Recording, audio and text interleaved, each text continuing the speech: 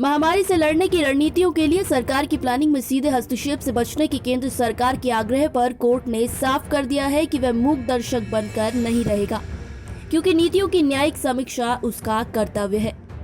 इसके साथ ही कोर्ट ने वैक्सीन पॉलिसी से जुड़े कई सवाल केंद्र सरकार से पूछे हैं और राज्यों से भी हलफनामा मांगा है कि वह मुफ्त में जनता को वैक्सीन दे रही है या फिर नहीं। आपको बता दें कि केंद्र सरकार ने अपने हलफनामे में कहा था कि टीकाकरण सरकार का नीतिगत मामला है और ये कार्यपालिका के क्षेत्र में आता है।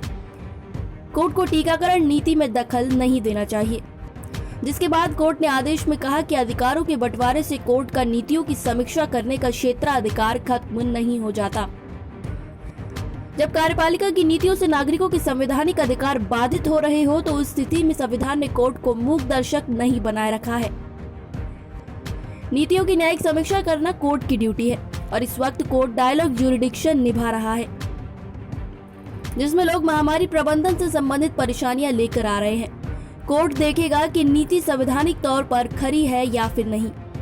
इसी के साथ आपको यह भी बताते चले कि सुप्रीम कोर्ट ने केंद्र सरकार से वैक्सीन की खरीद का शुरुआत से लेकर अभी तक का ब्यौरा पेश करने को कहा है। साथ ही जनसंख्या के हिसाब से ग्रामीण और शहरी लोगों के टीकाकरण का भी ब्यौरा मांगा है। कोर्ट ने सभी राज्यों और केंद्र शासित प्रदेशों को हलफनामा दाखिल कर मुफ्त टीकाकरण नीति पर स्थिति स्पष्ट करने को कहा है। केंद्र और राज्यों को 2 सप्ताह में हलफनामा दाखिल करना है और टीकाकरण नीति भी पेश करनी है।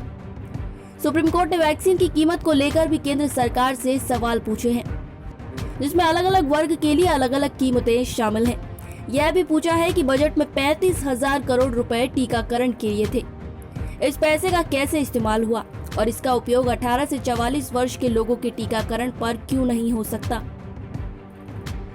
ये सभी निर्देश जस्टिस DY चंद्रचूड़ की अध्यक्षता वाली पीठ ने 31 मई को सुनवाई के बाद जारी आदेश में दिए हैं। सुप्रीम कोर्ट ने आदेश में कहा कि सरकार तीनों वैक्सीन कोविशील्ड, कोवैक्सीन और स्पुतनिक V खरीदे जाने का शुरू से लेकर अब तक का पूरा ब्यौरा देगी। इसके अलावा पहले 3 चरणों के टीकाकरण का ब्यौरा देगी। साथ ही ग्रामीण और शहरी जनसंख्या के टीकाकरण का हिसाब भी देगी। यह भी बताएगी कि तीनों चरणों के बचे हुए लोगों का टीकाकरण कब तक पूरा कर लिया जाएगा।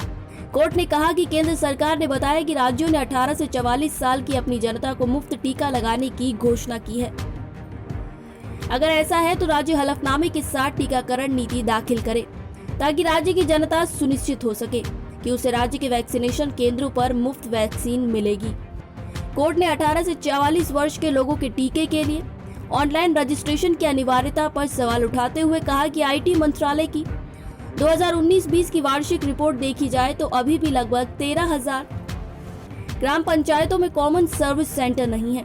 ग्रामीण और शहरी क्षेत्रों में डिजिटलीकरण में बहुत अंतर है। ऐसे में ऑनलाइन रजिस्ट्रेशन की अनिवार्यता से लक्ष्य पूरा होना मुश्किल है। कोर्ट ने कहा कि यह संभव नहीं कि लोग कोविन पर ऑनलाइन पंजीकरण के लिए मित्रों और NGO के भरोसे रहें।